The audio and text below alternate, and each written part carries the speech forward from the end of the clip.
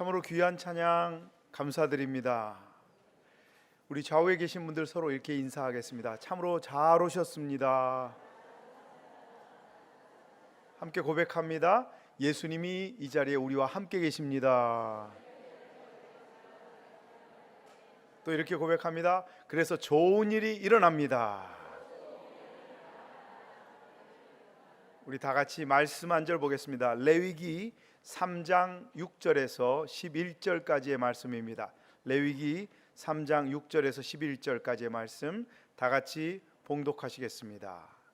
만일 야훼께 예물로 드리는 화목제 제물이 양이면 수컷이나 암컷이나 흠없는 것으로 드릴지며 만일 그의 예물로 드리는 것이 어린 양이면 그것을 야훼 앞으로 끌어다가 그 예물의 머리에 안수하고 회막 앞에서 잡을 것이요 아론의 자손은 그 피를 제단 사방에 뿌릴 것이며 그는 그 화목제 제물 중에서 야훼께 화제를 드릴지니 그 기름 곧 미골에서 밴 기름진 꼬리와 내장에 덮인 기름과 내장에 붙은 모든 기름과 두 콩팥과 그 위에 기름 곧 허리 쪽에 있는 것과 간에 덮인 꺼풀을 콩팥과 함께 떼어낼 것이요 제사장은 그것을 제단 위에서 불사를지니 이는 화제로 야훼께 드리는 음식이니라. 아멘. 할렐루야. 오늘 구약의 예배를 찾아서 세 번째 시간으로 화목제로 참 평안하라라는 제목으로 함께 은혜를 나누겠습니다. 다 같이 한번 해볼까요? 화목제로 참 평안하라. 화목제로 참 평안하라. 제가 오래간만에 등장해가지고 지금 구약의 예배를 찾아서 세 번째 말씀을 전하려다 보니까 그동안 했던 것을 약간 간략하게 좀 간추려서 말씀드리고 화목제에 대해서 함께 나누는 게 좋을 것 같습니다. 오늘날 우리가 드리는 예배는 구약의 5대 제사와 깊은 관련이 있다, 이렇게 제가 말씀드렸습니다. 그래서 구약의 제사를 알아보고 현대 예배와의 관련성을 살펴보고 있다. 그래서 구약에는 5대 제사가 있는데 번제와 기억나세요? 소제, 오늘 하는 화목제, 그리고 속죄제, 속건제, 이렇게 5개의 제사가 있다고 말씀드린 바 있습니다. 여러분들에게 먼저 번제를 설명드렸는데, 번제는 우리가 제사를 드리는 사람이 제물을 그 제물에다 안수하고 우리 죄를 그 제물에 전가하고 그 제물을 죽인 후에 가죽을 뺀 전부를 태워서 하나님께 드리는 제사라고 말씀드렸습니다. 기억나십니까? 번제의 영적인 의미는 예수님께서 우리를 위해서 죽으셨음을 상징하는 것으로 의롭게 됐다, 칭의와 관계가 있다라고 제가 말씀드렸습니다. 두 번째 여러분과 함께 나눴던 제사는 바로 소제라는 거였습니다. 소제는 반드시 번제와 함께 드려야 하는 것으로 죄사함, 구원받은 것에 대한 감사로 드리는 제사인데 특별히 우리의 삶과 연관이 있다라고 말씀드렸습니다. 그래서 소제는 우리 성도들의 삶 가운데 성화와 관련이 있다라고 말씀드렸습니다. 그런데 여러분들에게 이런 말씀드렸죠. 소제에는 두 가지가 반드시 들어가면 안 된다. 기억나세요? 두 가지 소제에 들어가지 말 것이 있다. 그것은 바로 누룩과 꿀이다. 누룩은 변질과 부패를 상징하고 꿀은 욕심과 욕망과 교만을 상징한다. 그래서 우리가 찬양을 드릴 때도 변질되고 부패되지 않는 것, 또한 어떤 욕심과 나의 욕망으로 하나님 앞에 헌신하는 것, 봉사하는 것은 의미가 없다, 이런 말씀 드렸습니다. 그리고 반드시 소제에 들어가야 할 것이 있는데 그것은 바로 기름과 유향과 소금이다. 여러분 하나도 기억 못하시니까 은혜가 됩니다. 자, 소제에 반드시 들어갈 것이 있는데 기름, 올리브 기름이죠. 그리고 유향, 향기로운 냄새가 나고 하얀 연기가 올라가는 유향, 그리고 소금. 이것은 영적으로 예수님이 본을 보여주신 삶과 연관이 있다고 말씀드렸습니다. 예수님께서는 성령의 기름을 의지했고 또한 기도의 유향으로 살아가셨고, 소금, 다시 말해서 우리에게 언약의 말씀을 주신 분이기 때문에 바로 예수님의 삶과 바로 직결된다, 소재가. 그래서 예수님을 닮은 삶, 작은 예수, 이런 삶을 사는 것이 바로 소재를 드리는 것과 마찬가지다, 이렇게 말씀드렸습니다. 오늘은 지금까지 번제와 소제에 대해서 말씀을 나눴으니까 이제 세 번째 시간으로 화목제에 대해서 알아보겠습니다. 다 같이 화목제 해보겠습니다. 화목제. 화목제사는 바로 레위기 3장에 기록되어 있는데 히브리어로 쉘라밈이라고 합니다. 다 같이 한번 따라해 볼까요? 쉘라밈. 발음 잘하십니다. 쉘라밈. 발음에서 느끼셨겠지만 이 쉘라밈은 우리가 보통 아는 단어인 샬롬에서 온 기원한 단어입니다. 샬롬, 쉘라밈, 샬롬, 쉘라밈 비슷하죠. 샬롬에서 온 단어입니다. 그래서 샬롬은 평화와 친교를 말하고 있습니다. 그런데 화목제는 하나님과 화목하기 위해 드리는 제사지만 그보다 더 중요한 것은 하나님과 이미 화목한 관계가 돼서 너무나 감사해서 그것을 기뻐해서 드리는 제사다라고 아시면 더 좋겠습니다. 그래서 화목제는 하나님 앞에서 잔치를 베풀어서 많은 사람들이 다 같이 함께 먹을 것을 나누며 특별히 고기를 나누어 먹으면서 화목하는 것이 목적입니다. 먹는 거 나오니까 기분 좋죠. 네. 화목제는 우리 공동체에서 이웃과의 교제를 통해서 화친하는, 잔치하는 제사라고 할 수 있겠습니다. 그러면 굳이 오늘날의 현재의 우리들의 교회에서의 모임과 연관지어 본다면, 굳이 제가 연관을 한번 지어 보겠습니다. 여러분, 지역 예배 드린 다음에 함께 지역원들과 식사 나누시죠. 바로 이러한 식사. 또 찬양대를 봉사한 다음에 함께 나누는 간식, 김밥, 화목제라고 할 수 있습니다. 또 수련회 때 예배가 끝난 다음에 다 같이 만찬을 한다거나 송년 예배 때 연찬을 하는 것 등이 이에 해당한다고 할 수 있습니다. 여러분한테 화목제가 좀 더 가까이 다가왔죠? 분위기가 아주 좋습니다. 그러면 첫 번째 화목제에 대해서 말씀드리겠습니다. 먼저 번제와 비교하면 화목제를 더 잘 이해할 수 있습니다. 번제를 제가 설명드렸는데 여러분들이 어렴풋이 생각이 나겠지만 번제와 화목제의 공통점이 있습니다. 두 가지가 같습니다. 먼저 번제와 화목제는 피의 제사라는 겁니다. 이것도 어떠한 것을 상징하냐면 당연히 예수 그리스도께서 십자가에서 피 흘리심을 상징하는 것입니다. 주님의 공로로 우리들은 죄 사함 받았고 하나님과 화목하게 된 것이지요. 그러니까 번제와 화목제 모두는 그 제물이 반드시 죽어야 하는 것입니다. 그래서 피의 제사라는 공통점이 있습니다. 두 번째로 번제와 화목제는 제사하는 과정이 똑같습니다. 동일합니다.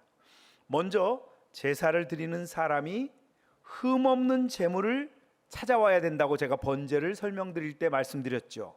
그리고 그 제물에 양이나 염소, 소에다가 머리에다가 안수해서 자기의 죄를 고한다, 이렇게 말씀드렸는데 화목제도 똑같이 그것을 합니다. 그리고 회막문에서 그 제물을 제사 드리는 사람이 직접 그 제물을 죽입니다. 그리고 제사장은 피를 받아서 그 피를 번제단에 뿌립니다.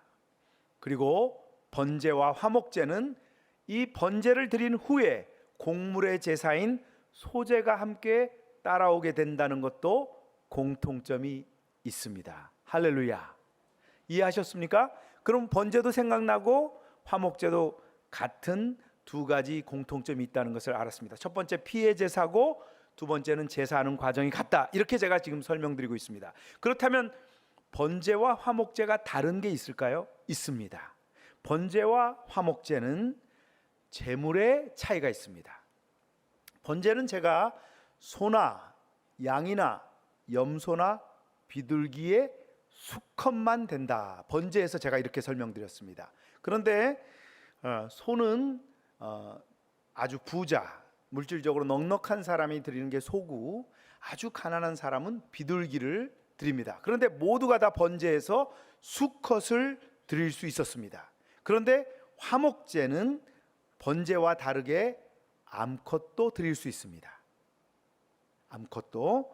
그리고 화목제에는 비둘기는 제외가 됩니다. 왜 제외가 될까요? 아까 제가 뭐라 그랬죠? 고기를 나눠 먹는다고 했죠. 그러니까 비둘기는 먹을 고기가 있나요, 없나요? 별로 없죠. 새는 고기가 없기 때문에 비둘기는 제외됩니다. 그래서 화목제에는 소나 양이나 염소 가운데 수컷, 암컷 구분 없이 하나님과 화목한 것에 감사해서 기쁨의 잔치를 벌이는 데 있어서 암수를 구별하지 않는다라고 아시면 되겠습니다. 두 번째로 다른 점, 번제와 화목제가 다른 점은 이 제물을 분배하는 것이 완전히 다릅니다. 여러분 기억나실지 모르겠습니다만은 번제는 먼저 가죽을 벗긴 후에 전부를, 가죽을 제외한 전부를 하나님께 다 태워드린다. 제가 이렇게 설명드렸는데 그때 가죽은 제사장이 갖습니다. 불만 있으세요? 가죽은 제사장이 갖고 나머지는 다 하나님께 태워드립니다. 그런데 화목제는 그 제물을 각각 이렇게 나누는 몫이 다 다릅니다. 하나님의 몫이 있고 제사장의 몫, 그리고 제물을 드리는 사람의 몫이 각각 따로 있습니다. 레위기 3장 3절에서 4절 다 같이 한번 읽어볼까요? 시작. 그는 또 그 화목제의 제물 중에서 야훼께 화제를 드릴지니 곧 내장에 덮인 기름과 내장에 붙은 모든 기름과 두 콩팥과 그 위에 기름 곧 허리 쪽에 있는 것과 간에 덮은 꺼풀을 콩팥과 함께 떼어낼 것이요. 지금 제가 본문으로 삼았고 여러분과 함께 읽었던 이 부분은 하나님께 드리는 하나님 몫입니다. 그러니까 하나님의 몫은 그 소를 잡았다. 그러면 소의 내장과 기름을 이렇게 지금 여러 가지 우리가 읽은 것처럼 떼어내서 제사장이 태워서 화제로, 그러니까 불로 살라서 하나님께 향기로운 제물로 드리게 되는 것입니다. 그러면 제사장의 몫은 무엇일까요? 제사장의 몫은 소나 양, 염소의 가슴 부위 그리고 우편 뒷다리입니다. 제사장은 가슴 고기를 이렇게 흔들어서 드리는, 여러분 요제라고 제가 첫 시간에 말씀드린 적이 있고, 우편 뒷다리는 이렇게 들었다가 놓는 거제라는 제사가 있다고 했습니다. 그러니까 하나님께 먼저 가슴 고기는 요제로 흔든 다음에 제사장이 가져갈 수 있고, 뒷다리는, 오른편 뒷다리는 이렇게 높이 들어 올린 하나님 앞에 드린 후에, 그러니까 어떤 액션만 취하는 거죠. 그리고 나서 제사장이 먹을 수 있습니다. 레위기 10장 14절을 함께 읽어보겠습니다. 시작. 흔든 가슴과 들어올린 뒷다리는 너와 내 자녀가 너와 함께 정결한 곳에서 먹을지니 이는 이스라엘 자손의 화목 제물 중에서 내 소득과 내 아들들의 소득으로 주신 것임이니라. 아멘. 지금 누구의 몫을 얘기하고 있죠? 제사장. 제사장 너와 내 자녀가 너와 함께 정결한 곳에서 가슴 부위와 뒷다리, 오른편 뒷다리 부분을 먹을 수 있다. 바로 제사장의 소득으로 주신 것이다 라고 성경에 분명히 말씀하고 있습니다. 여러분, 성경을 통독하다 보면 이렇게 쭉 창세기부터 쭉 읽다가 보면 사무엘상을 읽게 되죠. 사무엘상 굉장히 재밌잖아요. 사무엘상을 읽다 보면 거기에 엘리라는 제사장이 나오고 그 다음에 다윗이 등장합니다. 또 사무엘 선지자도 등장하고 그러는데 여기에서 엘리라는 제사장이 여러분 좋은 제사장입니까? 별로 안 좋은 제사장입니까? 기분이 별로 안 좋죠. 그 엘리라는 제사장의 특별히 두 아들이 등장합니다. 아들이 홈니와 비느하스라는 우리들도 금방 알 수 있는 유명한 아들들이 등장하는데 이 말씀의 레위기 말씀에 의하면 가슴과 우편 뒷다리 말고 다른 것에 이 아들들이 욕심을 냈습니다.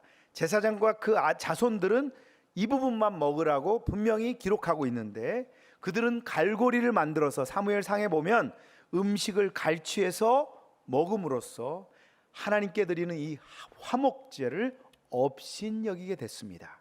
그래서 홈니와 비느하스는 죽고 말았습니다.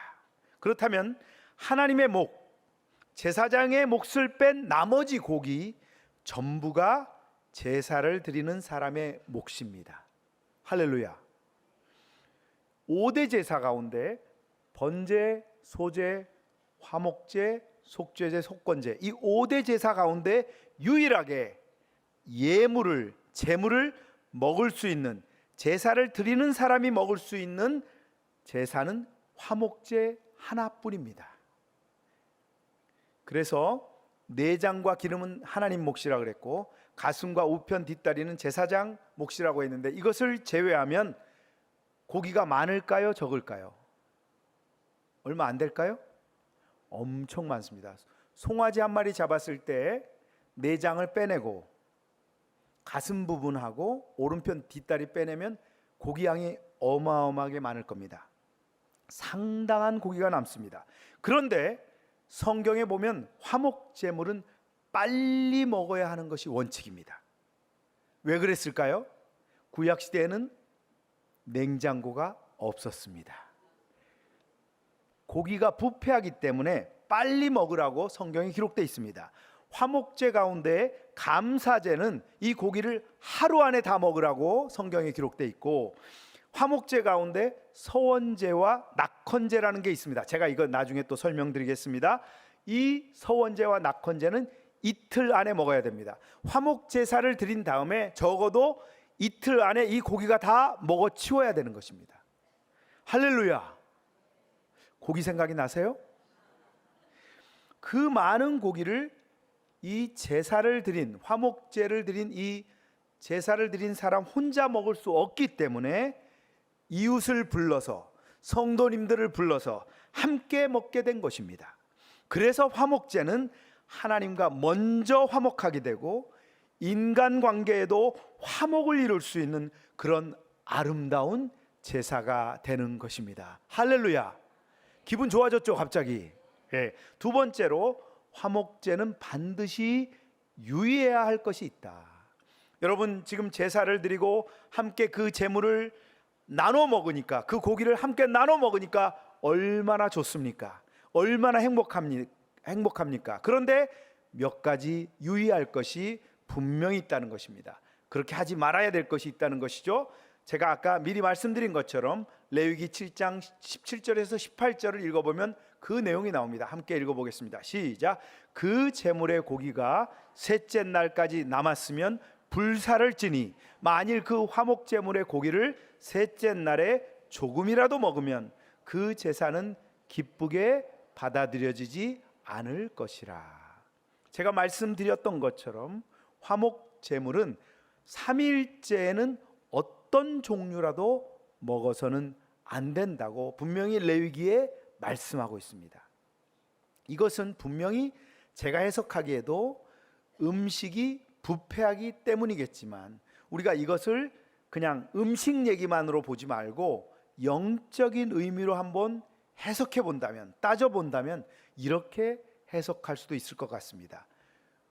우리가 이 땅을 살아가다 보면 죄를 짓지 않고 살 수가 없습니다. 죄를 알고 지은 죄, 모르고 지은 죄, 죄를 많이 짓잖아요.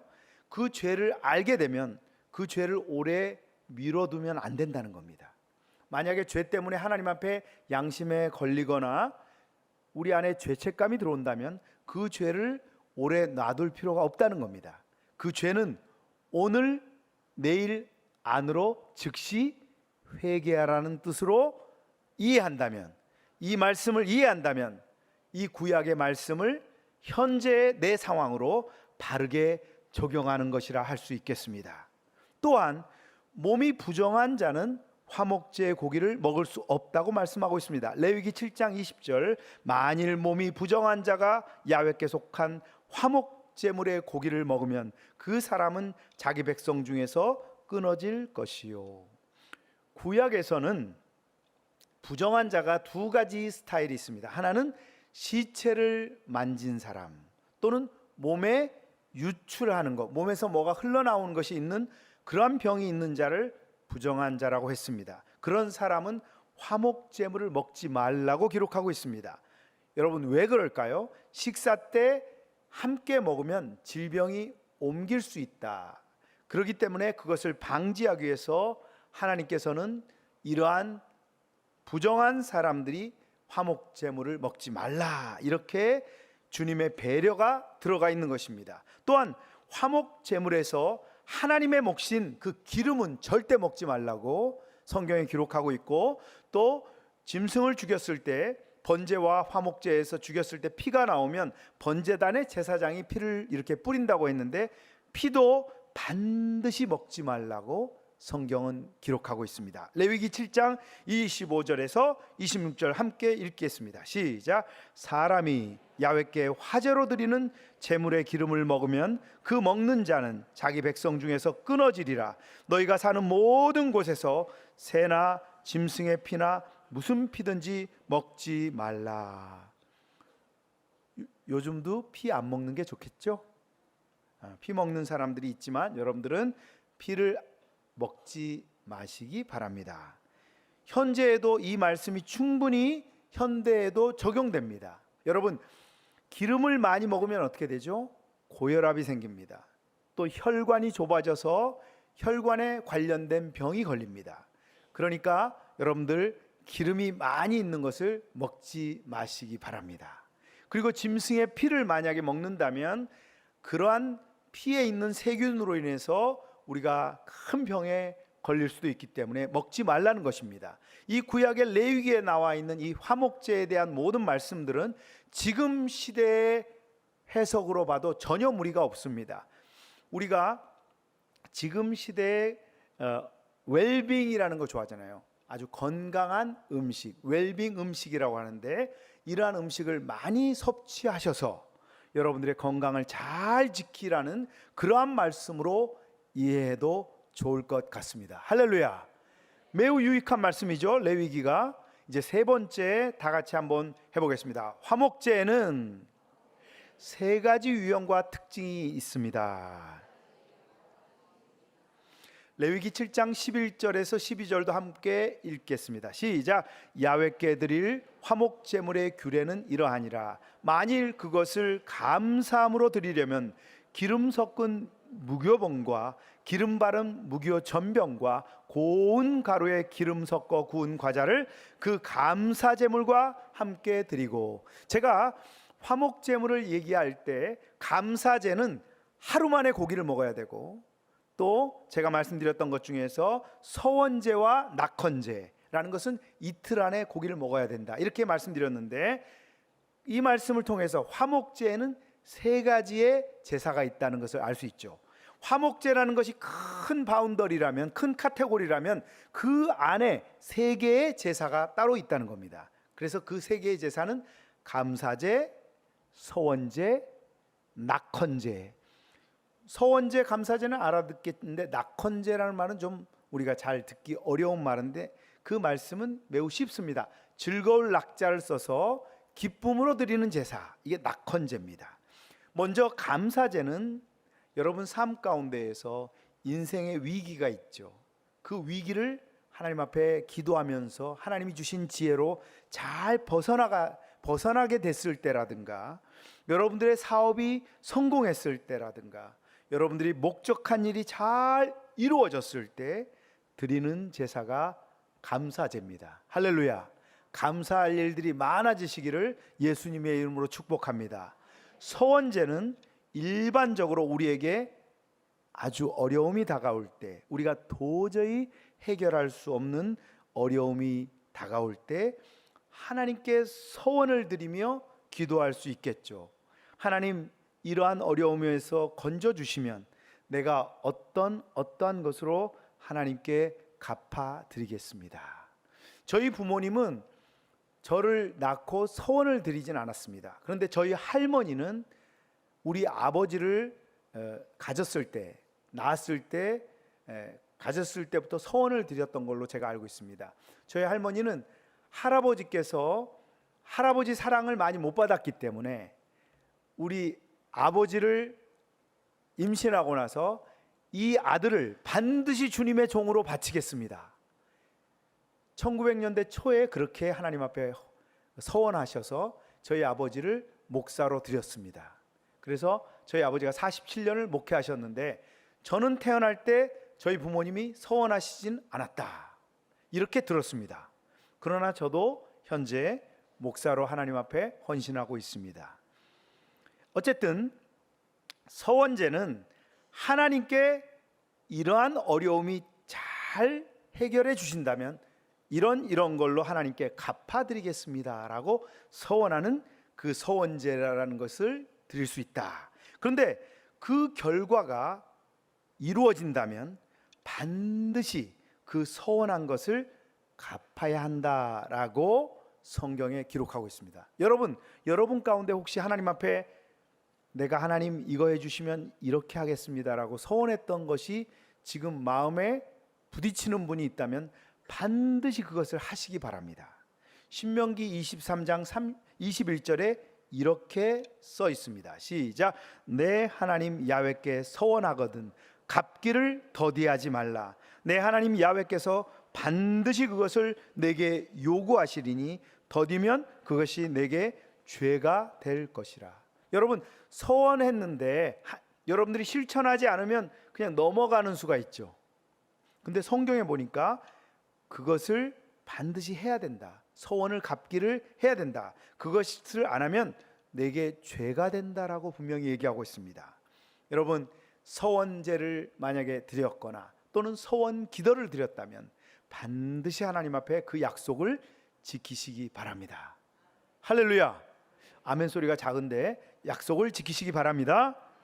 마지막으로 제가 낙헌제라는 거가 있다고 했죠. 낙헌제는 바로 즐거울 낙자, 기쁠 낙자를 써서 하나님 앞에 아무 이유 없이 감사할 때가 있습니다.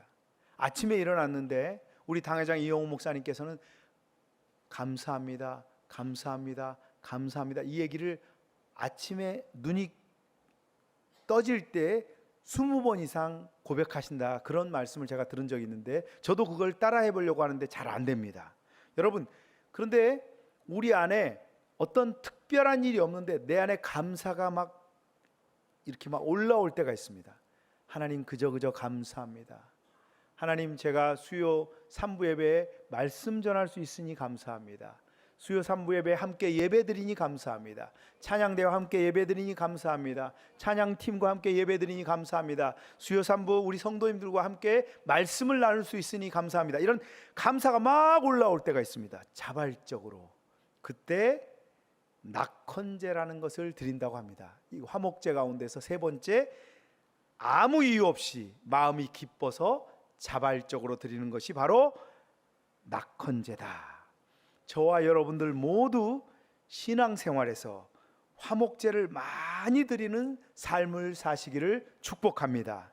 늘 감사함으로 감사제를 드리시고 어려운 일이 닥칠 때 기도로 서원해서 주님과 더 친밀하게 되시고 성령께서 주시는 넘쳐오는 기쁨으로 예배 때마다 기쁨의 낙헌제를 드리는 여러분들이 되시기를 예수님의 이름으로 축원합니다.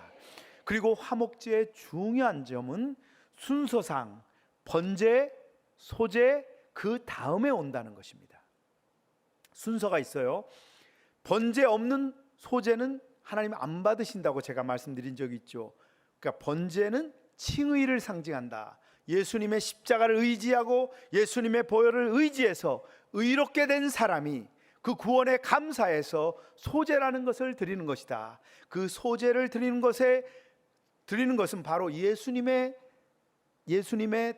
삶을 담는 것, 바로 우리가 우리 삶을 거룩하게 성화된 삶을 사는 것이다 라고 소제를 얘기했는데, 그 소제 다음에 오는 것이 바로 화목제라는 것입니다.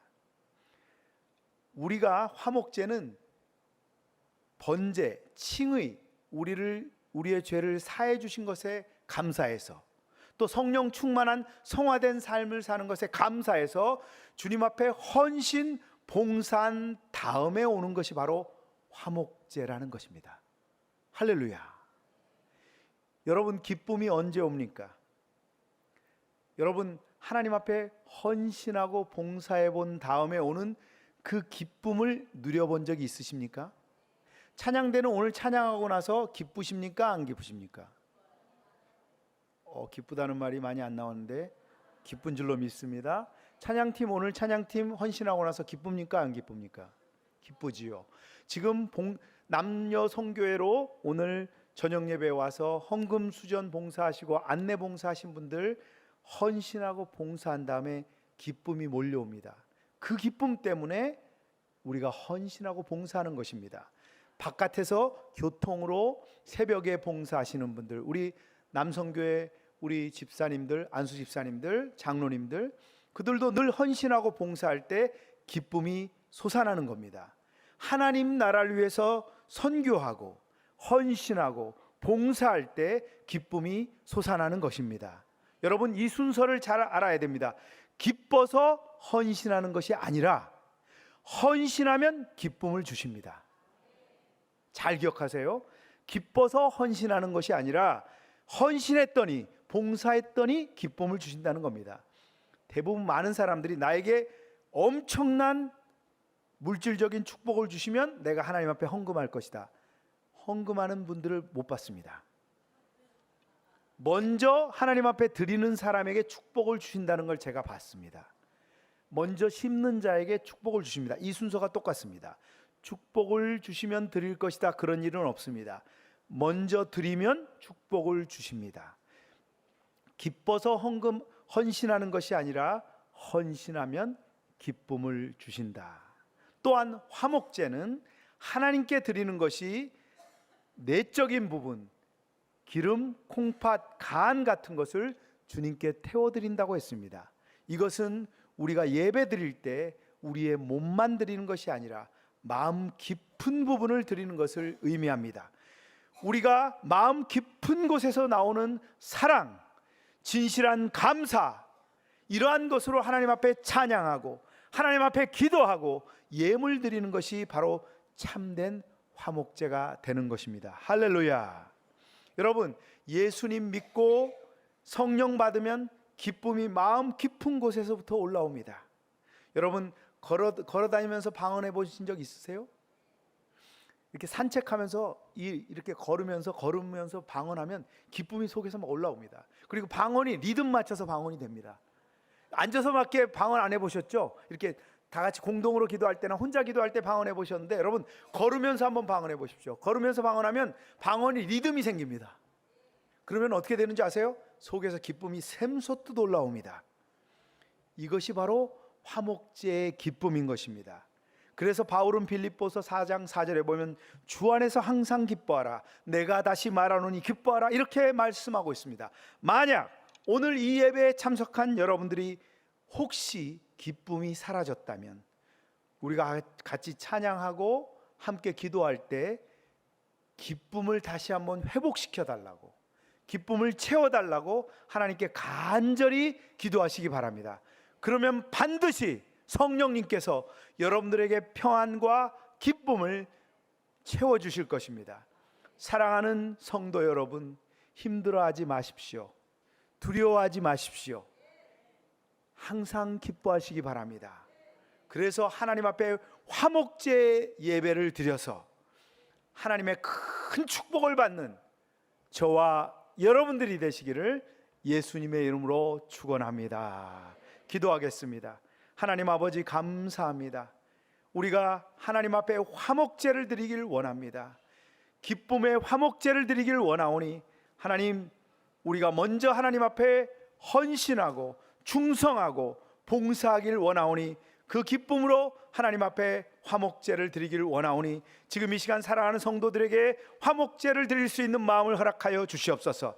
먼저 예수 그리스도의 십자가를 의지하여서 번제를 드림으로써 의롭다 칭함을 받는 칭의의 신앙을 갖게 하시니 감사합니다.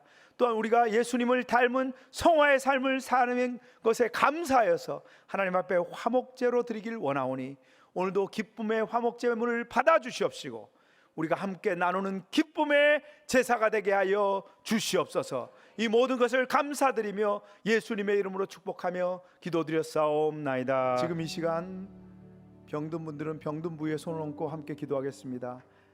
주변에 지인 가운데 또 가족 가운데 병든 자들이 있으면 그 병든 부위에 믿음으로 손을 얹고 함께 기도하겠습니다. 예수님 감사드립니다. 저희들을 위해서 십자가에 달리신 그 예수님의 능력을 지금 이 시간 믿기를 원합니다. 믿음으로 나아가길 원합니다. 주님 역사하여 주시옵소서. 예수님이 채찍에 맞으심으로 우리가 나음을 입었음을 믿사오니 주님 역사하여 주시옵소서. 예수님의 이름에 능력이 있습니다. 예수님의 이름의 능력을 의지하여서 기도하오니 지금 이 시간 나사렛 예수의 이름으로 명하노니 모든 질병은 사랑하는 성도들에게서 떠나갈지어다. 예수님의 보혈의 능력으로 내가 명령한다. 모든 질병은 떠나갈지어다. 머리에 모든 심한 두통들, 불면증, 우울증은 다 떠나갈지어다. 노이로제와 정신질환, 치매는 예수의 이름으로 떠나갈지어다. 목과 어깨 통증도 떠나갈지어다. 심장병이 떠나갈지어다. 위장병이 나을지어다. 허리, 척추, 관절의 병이 다 나을지어다. 예수님의 이름으로 내가 명령한다. 고혈압과 당뇨, 성인병이 떠나갈지어다.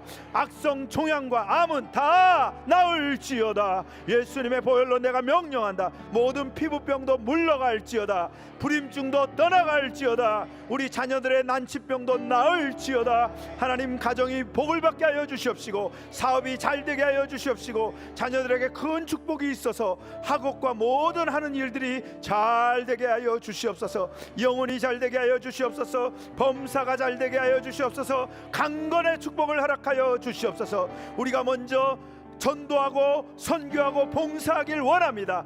헌신하길 원합니다. 그 속에서 하나님을 향한 참 기쁨을 찾게 하여 주시옵시고 그 기쁨에 화목제물을 드리는 저희들이 될 수 있도록 이 시간 결단하는 저희들 되게 하여 주시옵소서. 성령께서 기름 부어 주시옵소서. 성령의 충만함을 더하여 주시옵소서. 하나님 앞에 헌신할 수 있는 순수한 마음을 허락하여 주시옵소서. 주님께 감사드리오며 예수님의 이름으로 축복하며 기도드렸사옵나이다.